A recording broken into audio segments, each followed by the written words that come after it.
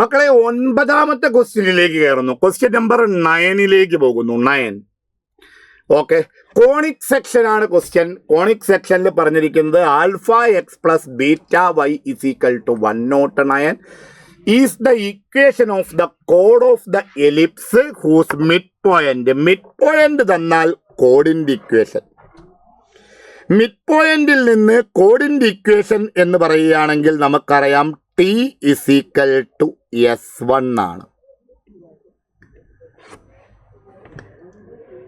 Mid point is നമുക്ക് ക്വസ്റ്റ്യനിലുണ്ട് എന്താണ് 5/2, 1/2. T is equal to S1. So T. ഇനി നമുക്ക് ടി എഴുതാം. ഏതാണ്? എക്സ് എലിപ്സിൻ്റെ ഇക്വേഷനിലേക്ക് വരിക. x²/9 plus y²/4 at the point 5/2, 1/2 അല്ലേ? അപ്പം എന്ത് എഴുതുന്നു? x(1/a²) x/9 ഇൻറ്റു എന്താണ് 5/2 y(1/b² plus y into 1/2/4 y/4 into 1/2 minus 1. ഏത് വന്നു? ടി.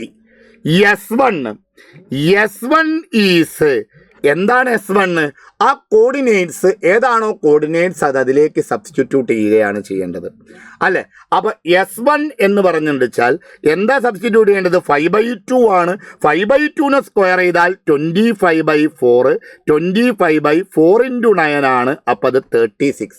25/36 plus 1/2 square 1/4. അപ്പോൾ 1/16 minus 1. So T is equal to S1 പോകുന്നു. 5x/18. ടി നോക്കുക, നിങ്ങൾ ശ്രദ്ധിക്കുക. 5x/18 അല്ലേ? Plus y/8 is equal to -1 രണ്ട് സ്ഥലത്ത് നിന്നും കട്ട് ചെയ്തു. 25/36 പ്ലസ് 1/16 എന്ന് വന്നു. ഓക്കെ, അപ്പോൾ 5x/18 plus y/8 equal to ഇവിടെ 144 നമുക്ക് കോമൺ ആക്കി എടുക്കാം. 144 എടുക്കുകയാണെങ്കിൽ അവിടെ 4 × 25 100. അവിടെ 9 1 × 9 9.